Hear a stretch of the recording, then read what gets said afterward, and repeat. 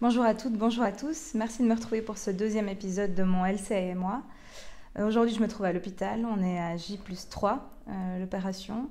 L'opération s'est bien passée. J'ai vu le chirurgien à plusieurs reprises qui m'a dit que mon ligament était réparé, que le cartilage n'était pas touché, qu'ils n'ont pas eu besoin de suturer le ménisque parce qu'il était en ordre. Donc voilà. Après, le chirurgien m'a dit que mon tendon était un petit peu fin comparé à ce qui pouvait être attendu. Et c'est vrai que ça m'a paru un peu bizarre, ou en tout cas posé des questions pendant un petit moment.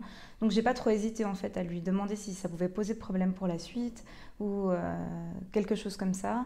Et il m'a dit, il a pu me rassurer, il m'a dit que non, il avait eu une série d'opérations avec des hommes où le tendon était un peu plus épais, mais qu'en principe ça ne devait pas poser problème pour la suite. Pourquoi est-ce que je vous dis ça? Parce que c'est vrai qu'on nous donne beaucoup d'informations après l'opération et qui ne sont pas toujours des informations très claires. Et si vous avez des doutes ou des questions sur ce qu'on vous a fait, sur la nature de votre opération, sur ce qu'on a pu prélever, où, quand, comment, c'est peut-être bien de poser la question et de demander parce que finalement, hein, c'est votre corps, c'est vous qui êtes l'acteur de votre réhabilitation, de votre guérison. Et si vous ne savez pas exactement ce qui s'est passé pour vous, ça peut peut-être poser problème. En tout cas, ça peut créer des soucis une fois qu'on reprend une activité physique et que voilà, peut-être que ça peut influencer l'évaluation que vous faites de votre capacité à reprendre le sport. Donc n'hésitez pas trop à poser des questions, même si ça paraît bête. Il n'y a jamais aucune question bête si ça vous concerne. La gestion de la douleur, c'est une thématique importante aussi, forcément, dans la gestion d'une blessure. En ce qui me concerne, moi, les douleurs ne sont pas très importantes comparées à ce que j'avais pu vivre les deux autres fois lors de mes opérations. Cependant, il y a quand même quelques phases dont on peut discuter ensemble. La première, c'est l'acceptation. L'acceptation de la douleur, l'acceptation que oui, ça va faire mal, qu'il va y avoir des douleurs, que vous allez devoir travailler avec. À cette phase-là, il y a des choses qui peuvent vous aider comme la méditation par exemple. La méditation, dans ses principes, permet d'accepter tout ce qui arrive à votre conscience, que ce soit agréable, désagréable, positif, négatif. Et vous pouvez vous aider d'audio, de méditation de pleine conscience par exemple, qui vont vous aider à travailler avec cette douleur plutôt que d'essayer de la mettre de côté. Acceptation aussi d'être dépendant. Forcément, vous êtes à l'hôpital, vous n'avez pas toute la liberté de mouvement que vous pourriez avoir en temps normal. Et ça, c'est peut-être quelque chose d'assez difficile à vivre pour des personnes qui ont l'habitude d'être indépendantes, d'être sportives, de travailler avec leur corps. Là, vous êtes relativement immobile. Et c'est une composante qui peut être difficile à vivre, qui peut aussi peser sur le moral et qui peut avoir une incidence sur votre façon de vivre votre hospitalisation. En tout cas, moi, c'est ce que je fais. J'écoute des audios de méditation.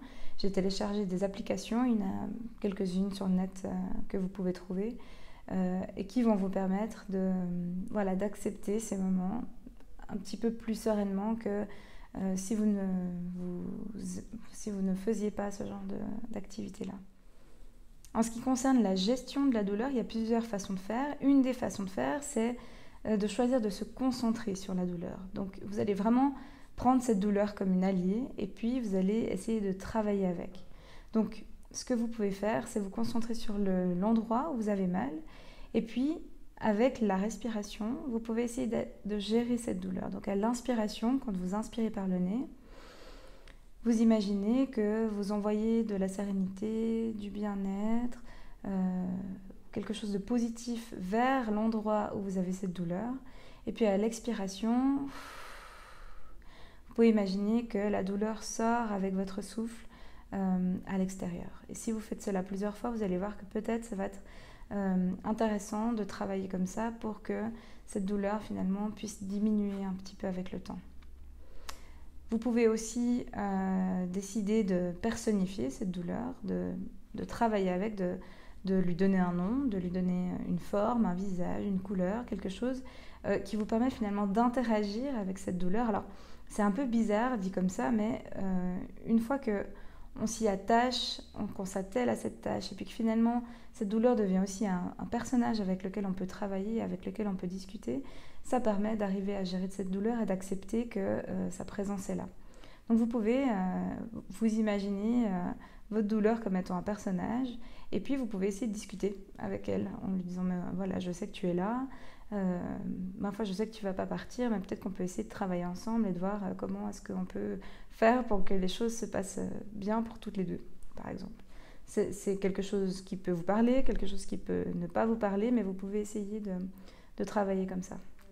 Une autre façon d'essayer de gérer la douleur, c'est plutôt de focaliser son attention sur quelque chose d'autre. Donc ça peut être écouter de la musique, ça peut être regarder la télé, ça peut être plutôt se concentrer sur des sensations, sur les bruits que vous entendez dans votre chambre, etc. Une autre technique qui permet de s'évader un petit peu de cette douleur, ça peut être des visualisations, comme par exemple une visualisation de calme. Vous pouvez vous imaginer dans un endroit qui vous fait du bien, dans lequel vous vous sentez serein, tranquille, et puis vous vous évadez comme ça dans cet endroit, vous essayez de voir toutes les couleurs, toutes les formes, tous les détails de cet endroit, et puis de profiter d'y passer un moment de manière imaginaire pour vous sortir un petit peu de ce quotidien de la douleur. Et puis quand vous décidez, vous pouvez y revenir. Une autre chose qui peut vous faire du bien, c'est peut-être la relaxation. Il y a beaucoup d'audio aussi ou d'applications que vous pouvez trouver qui vous permettent d'écouter quelque chose qui vous permet de vous relaxer, parce que souvent quand on a de la douleur, on se crispe et en fait ça augmente la douleur au lieu de la faire diminuer. Donc peut-être travailler avec de la relaxation permet de libérer ses tensions et de travailler avec la douleur de manière un petit peu plus détendue que si vous êtes complètement crispé, parce que ça va justement augmenter cette douleur et ça va être contre-productif. Voilà.